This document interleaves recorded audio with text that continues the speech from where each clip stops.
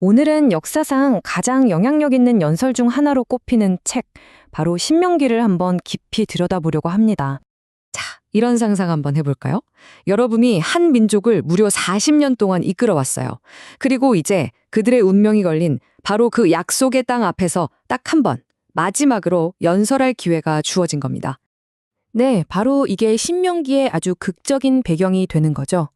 기나긴 40년의 여정이 거의 끝나고 요단강만 건너면 되는 바로 그 순간에 지도자 모세가 남기는 마지막 고별 설교, 그게 바로 신명기입니다. 그래서 이 강력한 연설이 담고 있는 그 절박한 메시지를 제대로 이해하기 위해서요. 오늘 우리는 이렇게 5부분으로 나눠서 살펴볼 겁니다. 첫째, 마지막 연설과 새로운 시작. 둘째, 고통스러운 과거에서 얻는 교훈. 셋째, 언약의 핵심은 무엇인지. 넷째, 정의로운 국가를 위한 청사진. 그리고 마지막으로 두 미래 사이의 선택에 대해서 이야기해 보겠습니다. 자, 그럼 첫 부분부터 시작해 볼까요? 미래를 이야기하기 전에 모세는 이 새로운 세대한테 먼저 그들의 과거를 똑바로 보라고 말합니다. 모세가 가장 먼저 지적하는 핵심 문제는 뭐였을까요? 바로 그들의 부모 세대가 저지른 치명적인 실패였습니다. 분명히 새로운 땅을 약속받았는데도 그들은 들어가길 거부했죠. 자, 여기 보세요. 이 대비가 정말 극명하죠? 한쪽에서는 하나님이 자, 이 땅이 너희 앞에 있으니 들어가서 차지해라 하고 약속을 주셨어요. 그런데 다른 한쪽에선 어땠나요? 백성들은 올라가기 싫다고 반역하고 심지어 장막에서 원망까지 했습니다. 왜냐? 정탐꾼들이 그 땅 사람들이 거인 같다고 보고했거든요. 결국 하나님의 약속이 인간의 두려움과 반란 앞에서 그냥 무너져버린 순간이었죠. 이 불순종의 대가는 정말 혹독했습니다. 그 결과가 뭐였냐면 무려 38년이었어요. 그 한 세대. 싸울 수 있었던 모든 남자들이 광야에서 다 사라질 때까지 38년이라는 시간을 더 헤매야만 했던 겁니다. 그렇다고 과거가 전부 실패로만 가득했던 건 아니에요. 모세는 분명히 성공했던 기억도 끄집어냅니다. 바로 커져가는 공동체를 다스리기 위해서 지혜롭고 존경받는 지도자들을 세워서 사법체계를 만들었던 일이죠. 1000부장, 100부장, 50부장, 10부장 같은 리더들이요. 이들의 임무는 아주 명확했습니다. 편견 없이 공정하게 재판하고 그 누구도 두려워하지 말 것. 이건 분명 성공적인 첫걸음이었습니다. 자, 이렇게 과거의 실패와 성공을 돌아본 모세가 이제 해결책을 제시합니다. 그게 뭘까요?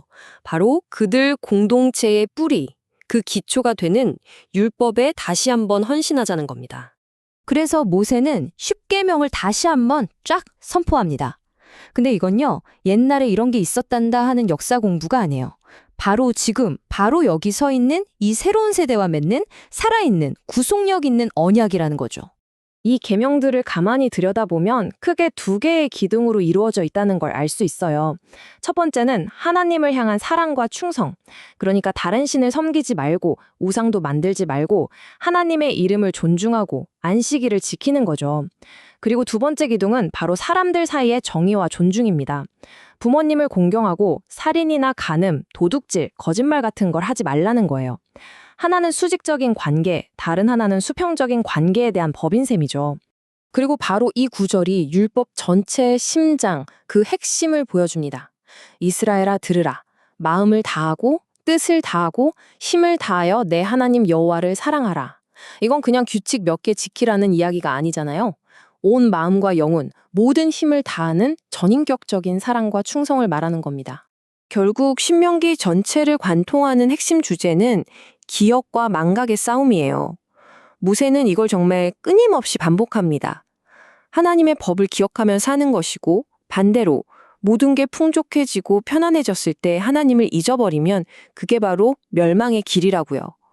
그러니까 모세한테는 이 잊어버리는 것이야말로 모든 실패의 시작이었던 거죠.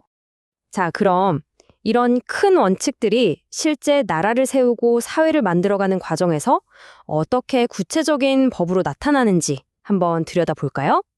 율법을 보면 정말 사회의 모든 영역을 다 다루고 있어요. 먼저 예배, 여기저기 흩어져서 우상 섬기지 말고 하나님이 정해주신 딱 한 곳에서만 예배하라고 하죠. 리더십은 어떨까요? 왕이 될 사람은 말이나 아내, 재물을 탐하면 안 되고 율법책을 직접 베껴 쓰면서 매일 읽어야 한다고 규정합니다. 경제적으로는요, 7년마다 빚을 다 없애주고 가난한 사람들을 인색한 마음 없이 도와주라고 해요. 정말 급진적이죠? 사법 시스템도 마찬가지입니다. 공정한 재판이 핵심이고 한 사람의 증언만으로는 안 되고 반드시 두세 명의 증인이 있어야 유죄가 된다고 하죠. 실수로 사람을 죽인 사람을 위한 도피성 제도도 있었고요. 이 모든 법들이 결국 하나님과의 언약을 실제 삶에서 구현해내는 사회를 만들기 위한 청사진이었던 겁니다. 그런데 여기서 모세가 정말 중요한 경고를 하나 합니다. 절대로 우리가 잘나서, 우리가 의로워서 하나님이 이 땅을 주셨다. 이런 생각은 꿈에도 하지 말라는 거예요. 그러면서 과거에 그들이 얼마나 목이 뻣뻣한 백성이었는지 심지어 금송아지를 만들어서 하나님을 배신했던 사건까지 신랄하게 상기시킵니다. 이 땅은 너희의 자격으로 없는 게 아니라는 걸 확실히 못 박는 거죠. 자, 이제 이 모든 이야기는 모세의 연설이 클라이맥스로 치닫는 아주 극적인 결론으로 이어집니다. 새로운 세대 앞에 모든 것을 내어놓는 순간이죠. 모세는 이스라엘의 미래 전체를 딱 하나의 선명한 선택 문제로 제시합니다. 운명은 정해져 있지 않다는 거예요. 그들 스스로 선택해야 하는 거죠. 그래서 이렇게 말합니다. 보라, 내가 오늘 복과 저주를 너희 앞에 둔다. 여기서 선택지는 정말 명확합니다. 두 갈래 길이죠. 축복의 길, 그리고 저주의 길. 만약 하나님의 명령에 순종하면 복을 받을 겁니다.